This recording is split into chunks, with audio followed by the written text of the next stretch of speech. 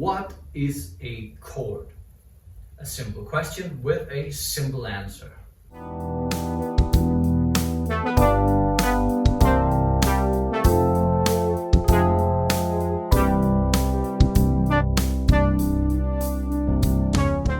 A chord is the harmony between two or more musical notes playing at the same time. So the only requirement is that there are more than one note and they're playing at the same time. Easy enough, but of course there's a lot more to it than just that. In Western music, we primarily use major and minor chords. Major and minor chords are triads, which mean they consist of 3 different notes, and not just any 3 notes. When we play in a key, let's say we play in C major, we have 7 different steps of the key, which are 7 different notes. In C major, those notes are C, D, E, F, G, A, B, and then C octave. We call these by numbers, by their steps. So C is 1, D is 2, E is 3, and so forth. If we want to play a C major chord, not the scale, just the chord, then we have to take 3 specific notes from the C major scale. We need to take the first step, the third step, and the 5th step. In this case, C is 1, E is 3, and G is 5. So we have C, D, G as our C major. When we look at the piano, we can also just count. If we find the root note of the chord, which is C for C major, then we count 4 steps on the piano, 1, 2, 3, 4, and end up on an E. After we've counted 4 times, we start from the E and count 3 times, 1, 2, 3, and end up on the G. So by counting, we can figure out how to play the C major. This is the same for every single major chord. So you find the root, then you count 4 up, and then you count 3 up, and that's your major chord. Do that any place on the piano and you have the major chord with that root you started on. If we want to do a minor chord, we can do the counting on the piano as well. We'll just reverse the order we counted. So we'll do 1, 2, 3, and then we'll do 1, 2, 3, 4.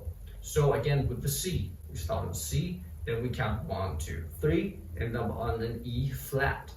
And then we count 1, 2, 3, 4, and end up on a G.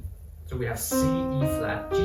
Now you'll notice that the only thing that's actually changed from the major to the minor chord is the E from the major has gone down to an E flat on the minor. That is the only difference between major and minor, so they're quite similar. If we look at the key of C minor to see how it's actually built, we have 7 different steps, just as in C major, but this time the 3rd step, the 6th step, and the 7th step are lowered a half. So E is now E flat, A is A flat, and B is B flat. So if we do the 1, 3, 5 combination we did for the major chord, we see the 1 is still C, 5 is still G, but the 3rd step is now E flat instead of E. So there we have our minor chord. So that's 2 different ways of finding your major and minor chords, looking at the steps or counting on the piano. We often mark major chords as happy and minor chords as sad.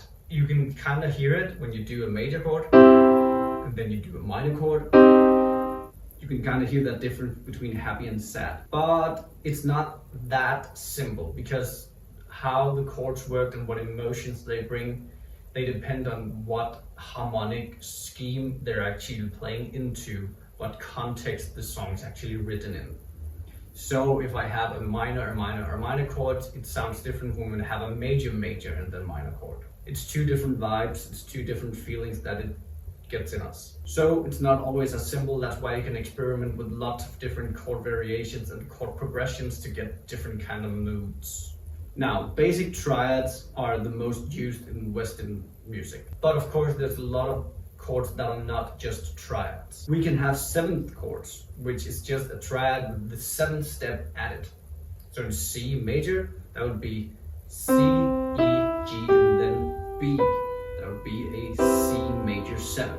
We can also have sus chord, or suspended chords. That can either be a sus2 or a sus4. Sus2 means that we suspend the third step to either the second step or the fourth step. That means I take the first step and then a sus4 chord. Instead of taking the third step, the E, I'll take the fourth step, the F, and then still have the G. Then I can release that suspension, so I go from the fourth step down to the third step, back to the major chord. Those are some of the most natural extensions of our basic triads, commonly used in pop music.